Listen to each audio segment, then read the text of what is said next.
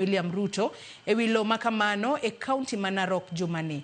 Jagoro mongirore machon Nancy Kirui onyiso jofwamb weche ni en adiera ni anyuola mar Cheluget osebedo ka timo twak kod sirkal ewi wach uso lowo no, ataro kod gima wuode achiel ne onyiso jofwamb weche.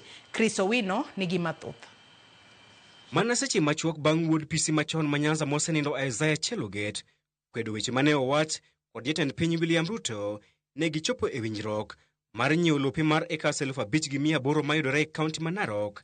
Anyuola machielo mar Cheluget owuok oko kendo siro weche mane owach kod William Ruto. Tumeita Cheluget, tumeketi chini na yeye, tumekubaliana hiyo shamba tutanunua kama serikali, alafu tugawie wale wako pale waendelee na kuishi hapo. Ni uongo because sisi kama familia hatujapata ripoti yote, hatujui ni nani anaongea na rais. Ninashangaa kwa sababu mambo ya succession ya hii shamba ya mzee bado iko njiani, it is in process. Kokalo kuom jagoro mongirore machon Nancy Kirui, anyuola na onyiso jofwamb weche motelo ne tho mar higa mar 2017 wuon gi ne osebedo ka timo twak kod sirkal ewi uso lobno kendo miyo anyuola mane odar e bungu ma Mau. Just as His Excellency the President stated, we are in engagement with the government on this matter, and we have already made an offer to sell the land to the government to settle the squatters.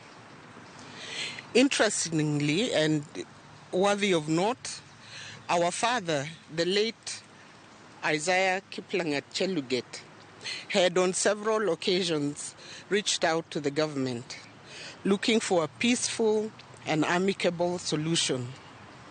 Sadly, he passed on before its actualization. Nancy Kirui yango ni weche duto motenore kod lowo makamano ne otiek e doho mamalo mar kaunti ma Kericho e higa mar 2018 kendo siro weche mane owach kod jatend piny William Ruto ni twak dhi nyime kind sirkal kod anyuola mar Cheluget mar nyiewo puodho makamano kendo miyo joma ne odar e bungu ma Mau.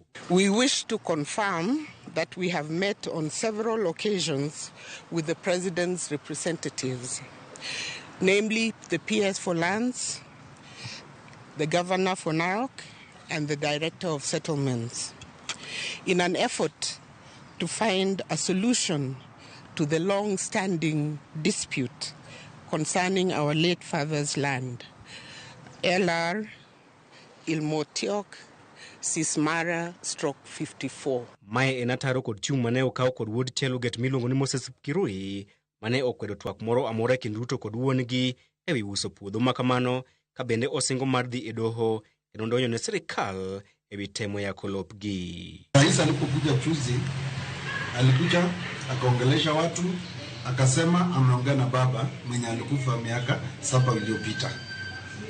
Na babangu amekufa. Tujui wanafanya negotiation na nani kwa hii familia. Nancy Kirui other kod chung' makamano ka olero ni Moses Kirui okoyang kachiel kuom jogo mane Cheluget opuodho mar chung' ne lope. I didn't want to address that because he's a stranger. The grant specifically states who is the administrator and he doesn't appear anywhere. So I would rather not recognize him in the sense that he actually is a stranger. Chris Owino, Ramogi TV, Nairobi.